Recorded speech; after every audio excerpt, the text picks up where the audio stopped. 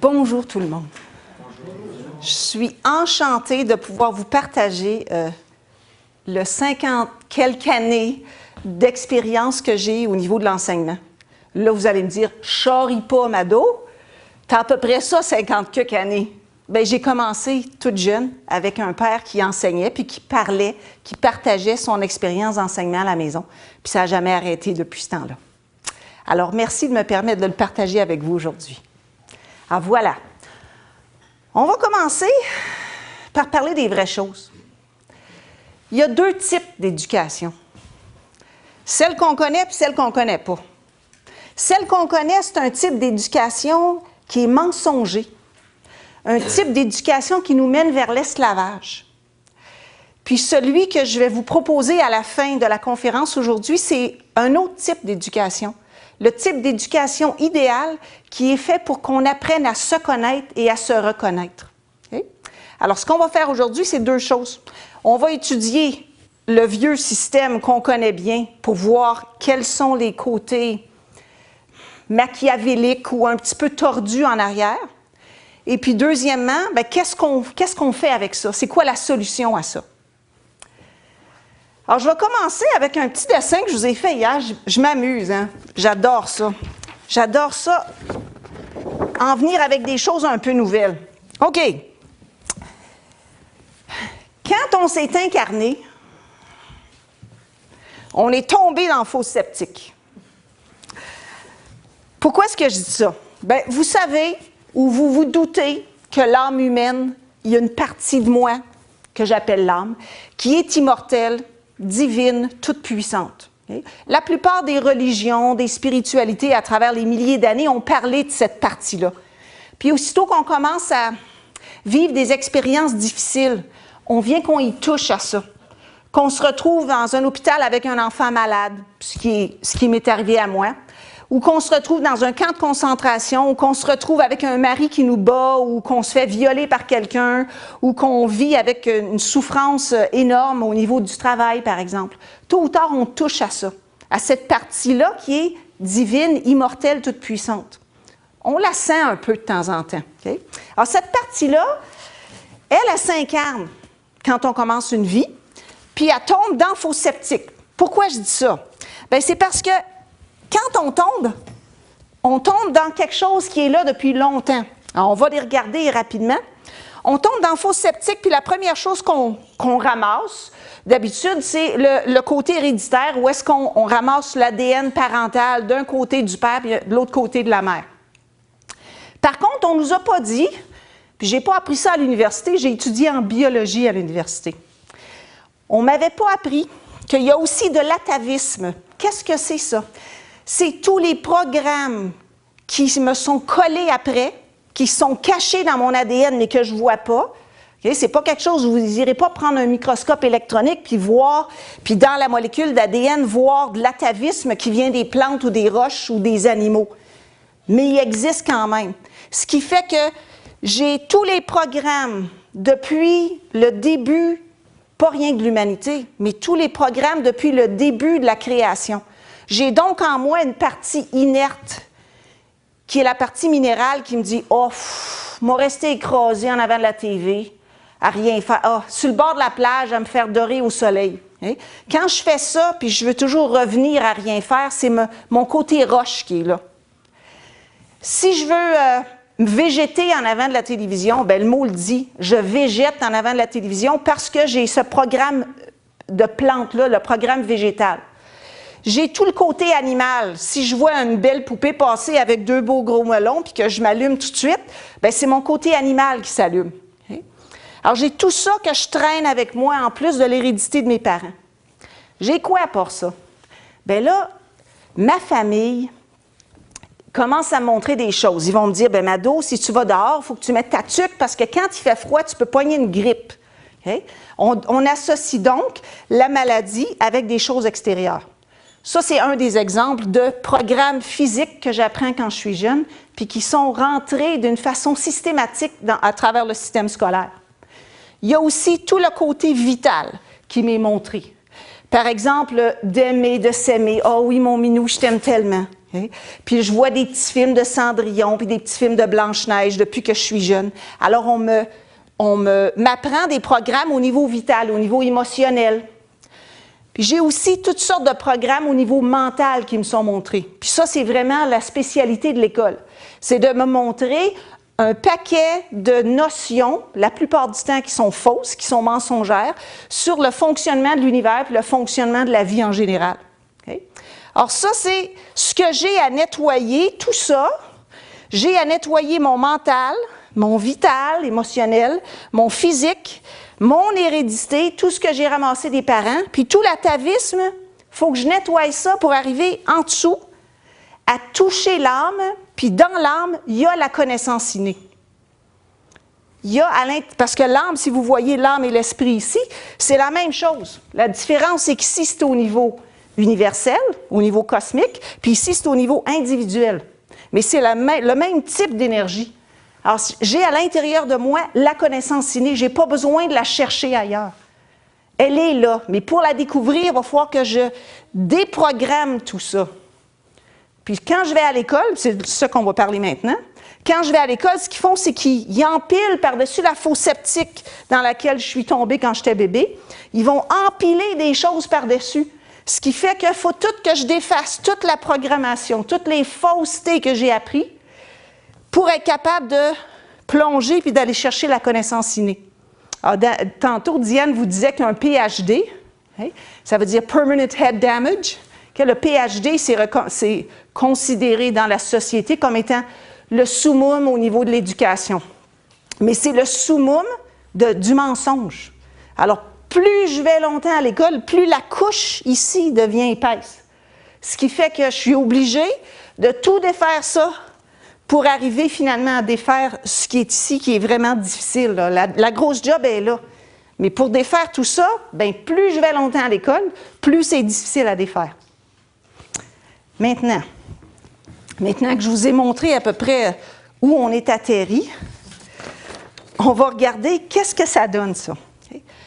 On va parler d'école aujourd'hui, parce que c'est sûr que le programme, quand on tombe dedans, ce n'est pas juste un programme scolaire. On a le programme familial, on a le programme culturel.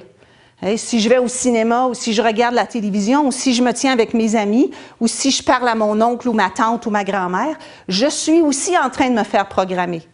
Mais aujourd'hui, on va se spécialiser sur la programmation scolaire ou la crétinisation scolaire. Et vous allez voir pourquoi j'ai utilisé ce mot-là aujourd'hui. On va commencer par regarder qu'est-ce que c'est l'école moderne. Okay? J'ai fait une petite liste de choses. Je vais vous dire un petit peu d'où je viens aussi, alors ça va peut-être vous aider à comprendre comment j'en suis venue à ces conclusions-là. C'est pas uniquement en lisant des livres, en regardant des petits films sur Internet que j'ai réalisé que le système scolaire était boiteux. Okay? Je l'ai vu à travers mon père qui était un enseignant puis qui nous a montré depuis qu'on est petite les lacunes du système d'éducation. Je l'ai vu parce que j'ai fait 7 ans d'université, j'ai fait une maîtrise en éducation, j'ai étudié le système éducatif pour essayer de trouver des solutions. Puis j'en ai trouvé seulement une, dont je vais vous parler tantôt, ou plutôt 2, mais c'est la même à 2 niveaux différents. Mais avant, il a fallu vraiment que je plonge dans le système éducatif pour voir que c'était boiteux. Je me suis même créé un mari, un conjoint qui était enseignant lui aussi. Alors moi, non seulement je suis devenue enseignante au secondaire et je l'ai vécu en tant qu'enseignante, c'est évident que je l'ai vécu en tant qu'élève aussi avant, okay? Mais je me suis créé aussi un conjoint qui était enseignant au secondaire. Puis quand on a décidé d'avoir des bébés, on s'est dit, bien, on ne peut pas les envoyer à l'école, ça n'a pas de bon sens. Imaginez-vous ça, on connaissait tellement bien le système qu'on ne voulait pas envoyer nos enfants à l'école. Okay? Pourquoi? Bien, c'est qu'on savait comment était rendue l'école moderne. La plupart de vous, sauf exception, vous réalisez pas où on en est rendu au niveau scolaire. Okay? Probablement que la majorité d'entre vous, vous n'avez pas mis les pieds dans une classe de secondaire depuis quelques années. Donc, vous avez encore la perception du secondaire ou du primaire comme étant ce que vous avez vécu quand vous étiez jeune. Mais c'est plus comme ça. Pantoute. Pas du tout. Okay? Je vais faire rapidement avant de vous expliquer où on en est rendu, je vais vous dire avant, comment ça se fait qu'on est rendu là? Je vais parler de l'historique un peu. Okay? Ce qui est arrivé, c'est qu'au 17e siècle, là, vous allez me dire, ben non, 17e siècle. Oui, au 17e siècle, okay? Ça a commencé là. Ce qu'on vit en ce moment au niveau de l'éducation, ça a commencé là, avec les Jésuites, qui ont créé ce qu'on appelle des reducciones, des réductions, qui étaient un type de communauté où ils prenaient les Indiens du Paraguay, puis ils les instruisaient, puis ils faisaient des expériences pour voir de quelle façon est-ce qu'on pouvait les contrôler le plus efficacement possible. Ils ont fait ça pendant à peu près 150 ans. Après 150 ans, le programme était bien rodé. Alors là, les Jésuites se sont dirigés du côté de l'Allemagne avec des gens que vous connaissez peut-être qui s'appellent les Illuminati de Bavière. Puis à ce moment-là, ils ont mis en place un système d'éducation qui était complètement, dont le but finalement était l'esclavage. Okay? Mais un esclavage où la personne ne s'aperçoit pas qu'elle est en train de devenir esclave. Alors ce programme-là, il a été installé par un monsieur qui est un Allemand qui s'appelait Wilhelm Wundt. Okay? Ça, c'était, lui est né vers 1832, puis ça s'est terminé, il est mort en 1920. Donc, on parle de fin du 19e siècle et début du 20e siècle. Alors, ce monsieur-là, il était spécialiste à l'Université de Berlin en psychologie expérimentale. Il a mis au point un système d'éducation qui a permis de mettre en place ce que vous connaissez très bien, qui s'appelle le nazisme. Okay? Qu'est-ce qui a fait qu'on a eu deux guerres l'une après l'autre qui étaient commencées en Allemagne? C'est parce que la population allemande, elle a accepté d'aller à la guerre. Elle a accepté les camps de concentration. Elle a accepté de mettre des brassards avec l'étoile de David pour indiquer qu'ils étaient juifs. Il y a une population qui a accepté ça. On se demande des fois comment ça se fait. Comment ça se fait que les gens ont accepté ça? Bien, c'est parce qu'ils avaient été à une école, qui avait été à l'école, puis cette école-là, elle a été faite pour les préparer à ça. Alors, c'était de l'expérimentation. Ça a donné ce qu'on a vu pendant la Deuxième Guerre mondiale. Mais ce qu'il y a de merveilleux, c'est que dans les années 20-30 à peu près, pendant que c'était en train de se mettre en place, quand Wundt a vu que ça fonctionnait bien, tous les experts du monde sont allés en Allemagne pour apprendre la psychologie expérimentale. C'est devenu l'endroit sur la planète qui était spécialiste là-dedans.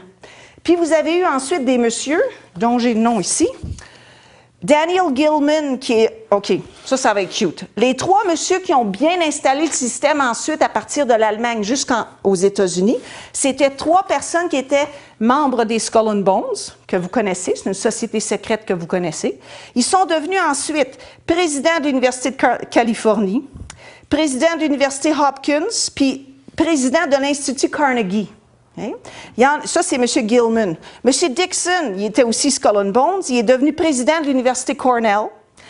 Et puis, il y avait un autre monsieur dont j'ai le nom ici, Timothy Dwight. Il était un Skull and Bones aussi. Il est devenu président de l'Université Yale. À partir de ces universités-là, ça a fait ça. Voump! Puis, à partir des États-Unis ensuite, les expériences qu'ils ont fait au niveau des États-Unis, ça s'est répandu partout au monde. Si vous regardez ce qu'on a vécu ici au Québec, les polyvalentes, ils ont commencé pendant que j'étais jeune. Quand j'ai commencé au secondaire, ça commençait les polyvalentes. Mon père, il voyait ça arriver, puis comme il était enseignant, il connaissait le système pas mal, il s'est dit, moi, je ne veux pas que mes enfants aillent là. On est déménagé à Ottawa pour qu'on aille... Mon père, il disait, je ne veux pas qu'ils aillent à la polyvalente. Je veux qu'ils aillent dans des écoles qui soient mieux organisées que ça.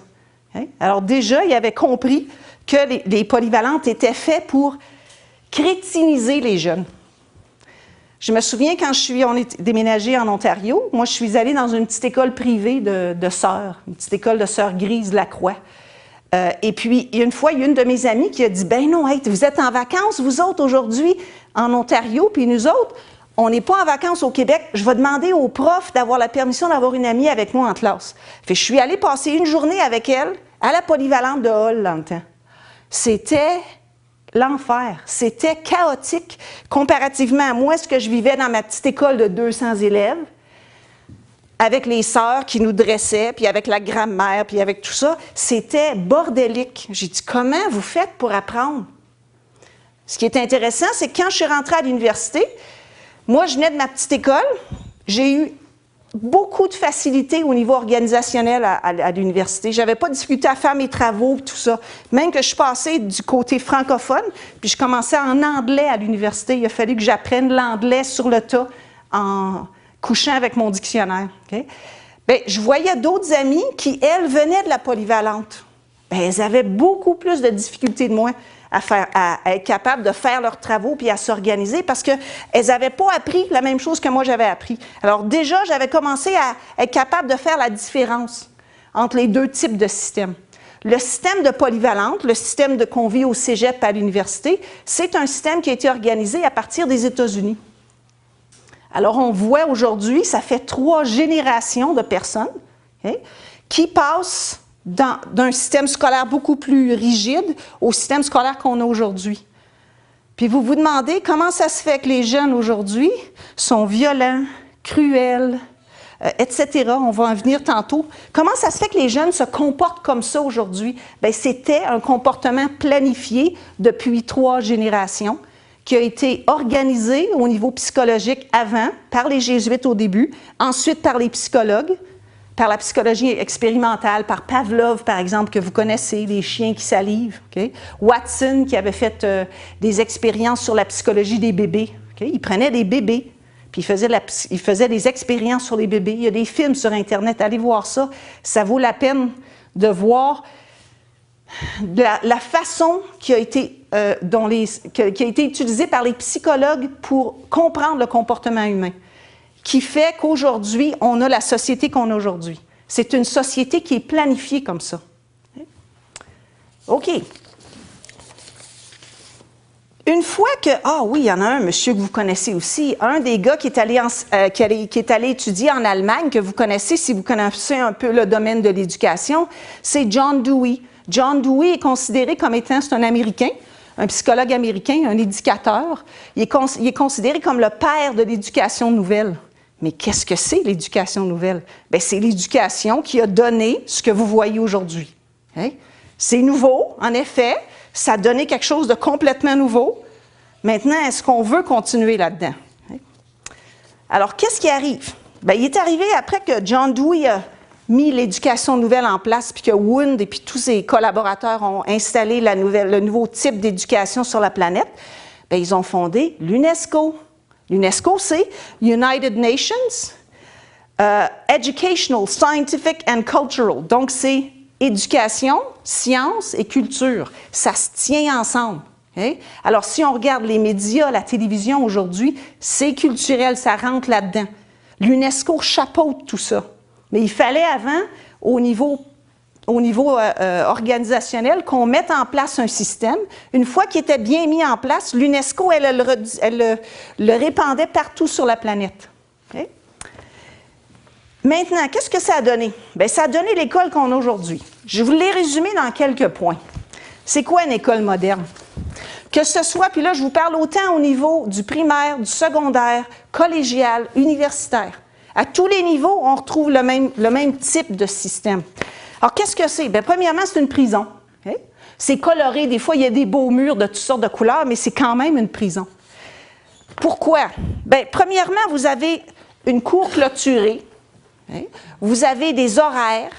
Vous ne pouvez pas prendre les matières que vous voulez. Vous ne pouvez pas manger quand vous voulez. Vous ne pouvez pas faire pipi quand vous voulez. Vous ne pouvez pas faire de sport quand ça vous tente de bouger. Vous êtes pris comme un prisonnier à longueur de journée, jour après jour après jour, 5 jours semaine. C'est aussi un hôpital, une école moderne. Pourquoi? Bien, il y a des vaccins. Les vaccins se donnent à l'école. Si vous pensez encore que les vaccins, c'est bon pour la santé, s'il vous plaît, lisez La Mafia médicale, regardez des films de Guy, faites quelque chose, réveillez-vous. Hein?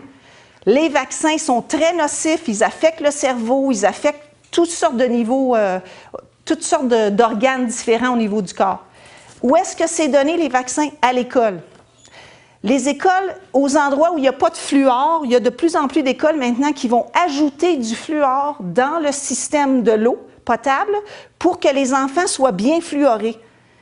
Vos dentistes vont vous dire que c'est parce que c'est bon pour la santé et c'est bon pour la protection de l'émail. C'est faux. Faites des recherches là-dessus aussi. Ça fait au moins 25 ans qu'il y a de l'information qui existe sur le fluorure. J'ai jamais donné de fluorure à mes enfants parce que je savais, il y a 25 ans, que c'était nocif pour la santé, puis très nocif pour le cerveau.